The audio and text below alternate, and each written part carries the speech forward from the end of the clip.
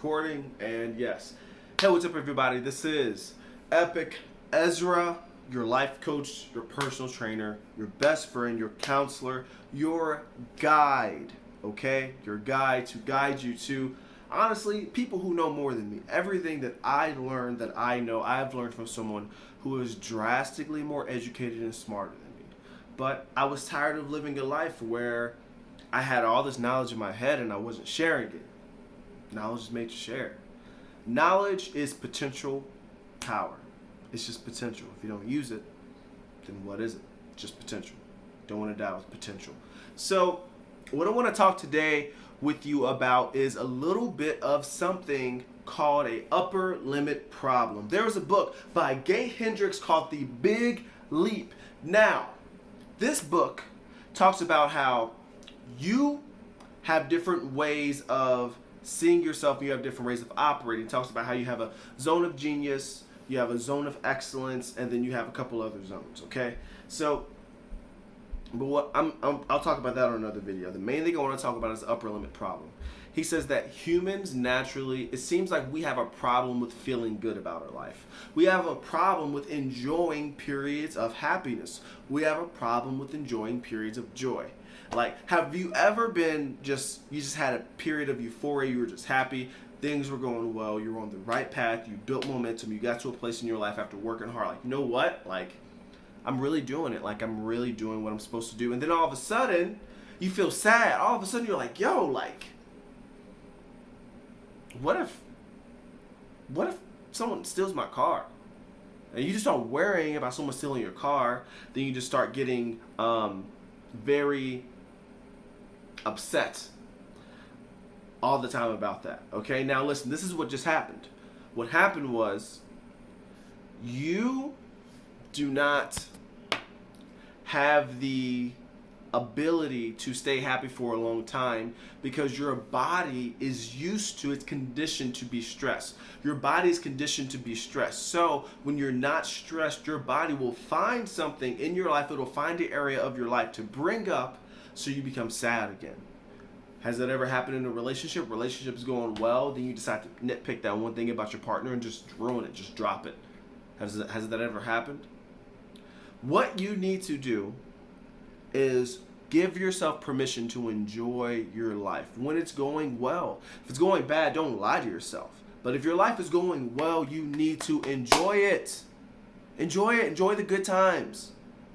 Okay? Enjoy the good times. You can't enjoy your life if you're not being honest with yourself and the people around you. That's another thing. You need to know that you can enjoy life. I know someone very, very happy in my life. She is the happiest person that I know. One of the happiest people that I know. She always has joy. And she talks to me a lot about this. I'm talking to you about this because I understand these problems. I understand what it's like to feel like you have to be sad all the time. I know what it's like to feel like no one cares about me. So I need to always have that in my mind so that I work hard.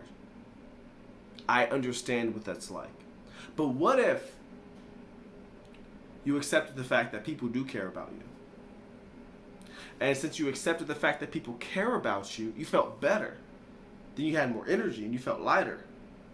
Therefore, you could be more creative and have funner ideas to increase your income and things like that.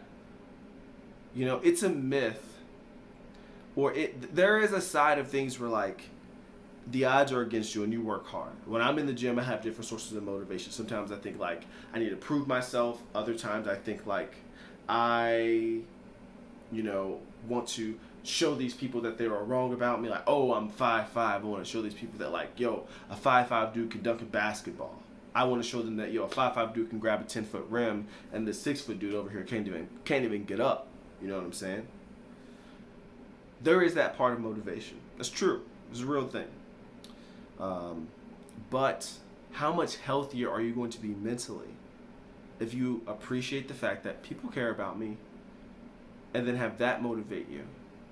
And then you just want to increase their life and their joy, so you want to do better, so you work harder because you love them and you know they love you.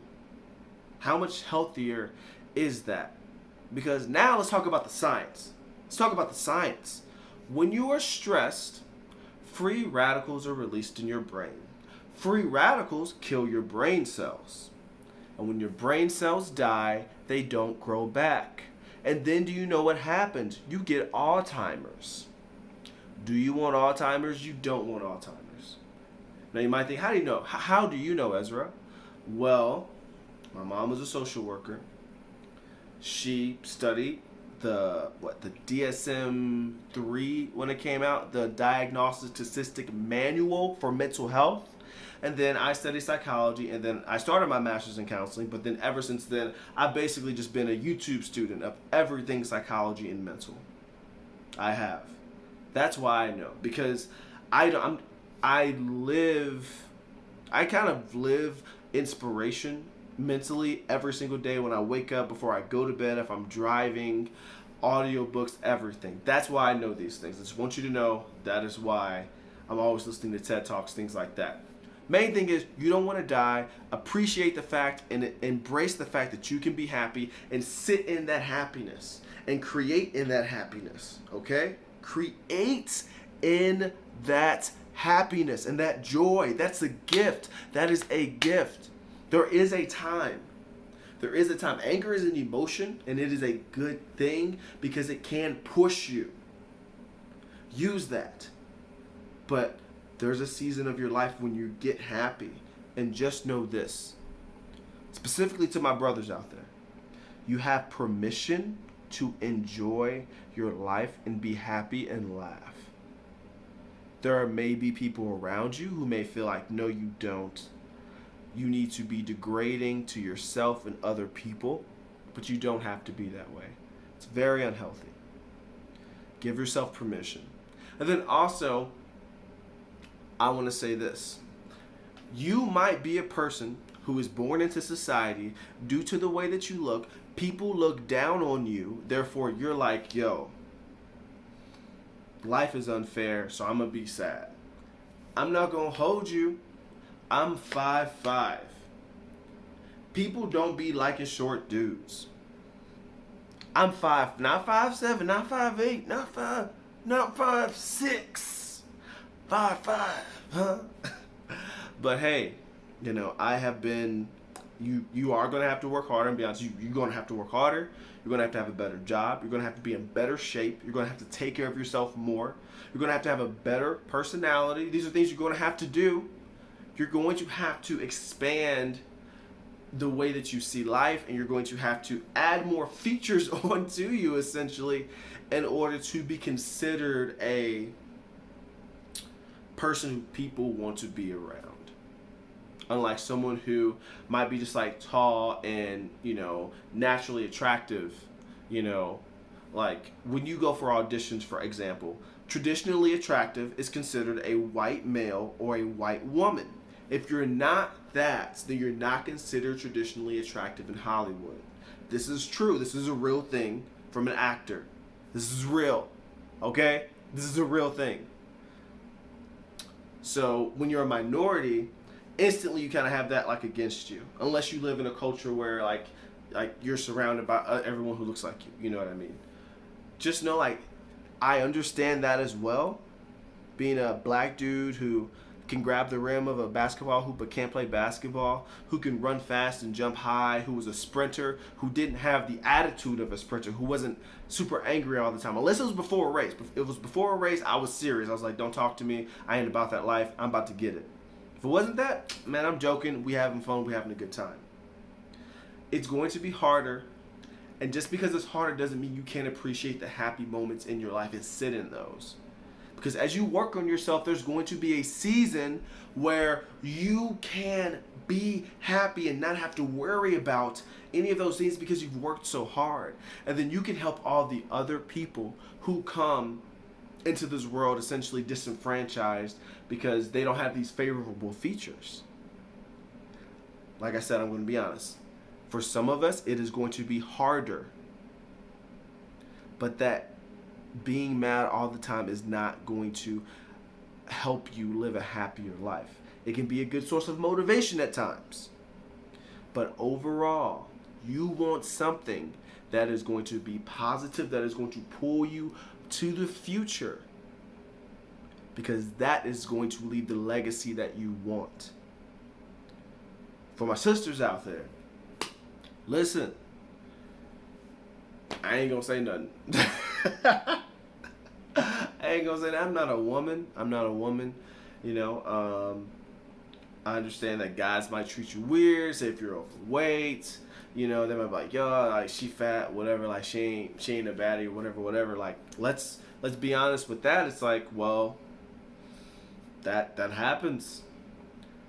But just because that's the way it is now, like say you, now I'm not body shaming you, but say you get in shape, you put in the work, you're consistent, you know, and you expand your horizons too, you know, and who knows where you could end up, you know. Now I'm not saying it's fair. Once again, it's not fair. It's like, why do I have to get in shape? Why do I have to get in shape? I have to get in shape because I'm 5'5".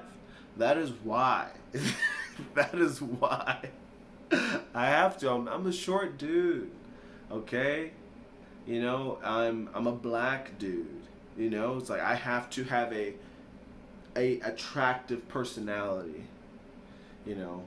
So yeah. Anyway, that's all. The main thing is Gay Hendricks and the Big Leap. There's the upper limit problem is defined as something that you add in your life that is essentially taking you out of your happy place. And just realize that you can sit in your happy place. There'll be more on that later. That's all for now. Peace out. This is Epiq Ezra, your life coach, your personal trainer, your counselor, your best friend, your brother.